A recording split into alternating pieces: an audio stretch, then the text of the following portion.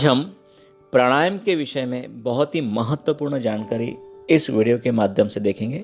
So let's start. महर्षि पातंजलि के कथा अनुसार श्वास प्रश्वास गति विच्छेद का नाम प्राणायाम है।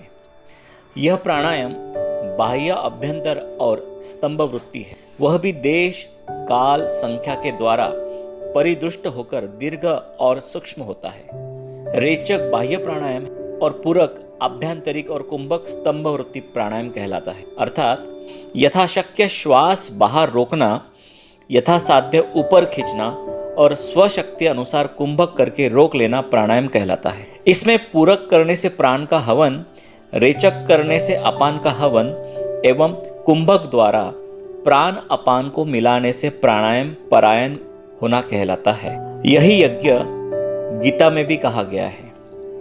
अब हम प्राणायाम का फल देखेंगे। जब प्राण अपान मिल जाए, कुंभक हो जाए, तब मूलाधार में मन लगना स्वाभाविक हो जाता है। वहां पर आधार शक्ति कुंडलिनी सोई है। इस प्रकार प्राण अपान के योग से वह आत्मशक्ति सहसा जाग उठेगी। उसका जागना ही तुम्हारे साधन का फल समझा जाएगा। जब तक वह नहीं जागे तब तक तुम उसी तरह नियमित रूप से यज्ञ किए करो। जब वह जाग जाए तब तुम कुछ करने की आवश्यकता ही नहीं है। कुंडलिनी के जागने से चुपचाप आसन पर बैठने से ही वह शक्ति सब कुछ स्वयं कराएगी। यज्ञ करते समय यदि तुम्हारा मन इधर उधर भागे तो शरीर में स्थित नाड़ियों में प्राण संचारण देखना। ईड़ा, पिंगला, सुषुम्ना, ये 3 नाड़ियां मुख्य कहलाती है, जिनमें प्राण की गति देखी जा सकती है। अन्यान्य नाड़ी में प्राण सूक्ष्म रूप से जाता अवश्य है, परंतु मन की स्थूलता के कारण अनुभव नहीं होता। वैसे तो शरीर में 3.5 लाख नाड़ियां हैं। जैसे पत्तों में सूक्ष्म अति सूक्ष्म शिराएं होती है, इसी तरह तुम्हारे शरीर में ये सब नाड़ियां हैं। 3.5 लाख नाड़ियों में से 72,000 नाड़ियों में प्राण का संचारण होता है। अन्य नाड़ियों में शरीर का व्यापार नियमित न होने से प्राण जा नहीं सकता, इसीलिए शरीर एक सा नहीं रहता। योग शास्त्र कथित नाड़ी शुद्धि अर्थात शरीर शुद्धि की क्रियाएं की जाए तो समग्र नाड़ियों में प्राण संचारण हो सकता है। तब योगाभ्यासी का शरीर उसके वश में हो जाता है और साधक की इच्छा के बिना उसका प्राण उसके शरीर को नहीं त्यागता। उसकी इच्छा मृत्यु होती है। इसीलिए तुम्हें उचित यही हो। प्राणायाम से बढ़कर और तप नहीं है। प्राणायाम से राग द्वेष की निवृत्ति होकर ज्ञान का प्रकाश होता है। तुम्हारा कच्चा शरीर प्राण अपान का होम मतलब प्राणायाम करते करते प्राण अपान की एकता के रूप से योग से पक्का बन जाता है। जब तुम्हें शीत उष्ण सुख दुख मरना जीना कोई विचलित नहीं कर सकेगा। ईश्वर ने सभी यज्ञ रचे हैं, परंतु प्राण यज्ञ सबसे बड़ा है। मरता क्या नहीं करता। इस उक्ति के अनुसार जब तुम अपने प्रिय प्राण को ब्रह्माग्नि में होमना आरंभ कर दोगे तब तुम्हारे सब कार्य सफल हो जाएंगे।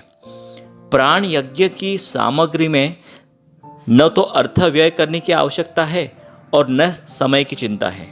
प्रातःकाल ब्रह्म मुहूर्त में आरंभ करना अच्छा है, क्योंकि उस समय तुम्हें कोई कार्य नहीं होता। रात्रि में प्राणियों के विश्राम के लिए बनाई है, इसीलिए रात्रि के 3 प्रहर में से यदि 1 प्रहर भी तुम प्रत्यक्ष यह यज्ञ किया करोगे तो तुम्हें धर्म अर्थ काम और मोक्ष के लिए कोई चिंता न रहेगी। जो मनुष्य वीरता से कर्तव्य परायण होकर प्राण यज्ञ करते हैं उनके लिए स्वर्ग के द्वार खुल जाते हैं। उनके मन की महत्ता सब देवताओं को प्रसन्न कर लेती है। उनके सत्य संकल्प की आहुति से पितृ प्रसन्न हो जाते हैं और आशीर्वाद देते हैं। मैं स्वयं ईश्वर कहता है कि उनका योगक्षेम वहन करता है। ईश्वर के लिए प्राण देने वाला पुरुष अति प्रिय होता है। जब तक ईश्वर को प्राण अर्पण नहीं करता तब तक ईश्वर प्रसन्न नहीं होता। अतएव प्राण यज्ञ आरंभ करो, क्योंकि प्राण ही ईश्वर की छाया है।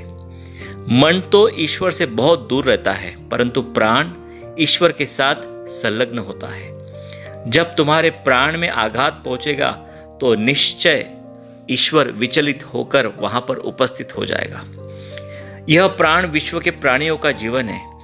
इसकी वृद्धि से ही तुम लोग आयु, बल, तेज पाते हो और इसके रास से तुम लोग रोगी, दरिद्री होते हो। इसके होम से तुम शतायु होगे एवं निरोग, निर्भय तथा निश्चित हो जाओगे।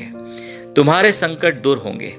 तुम प्राणायाम परायण हो जाओ, योग साधन करो, तुम्हारे काम सहज हो जाएंगे। आपको ये वीडियो आज का पसंद आ गया हो तो इस वीडियो को जाकर लाइक करिए और हाँ, कमेंट्स बॉक्स में आपको इस वीडियो के बारे में ज़रूर लिखिए ताकि आपकी कमेंट्स मेरे तक पहुंच सके। Thanks for watching this video.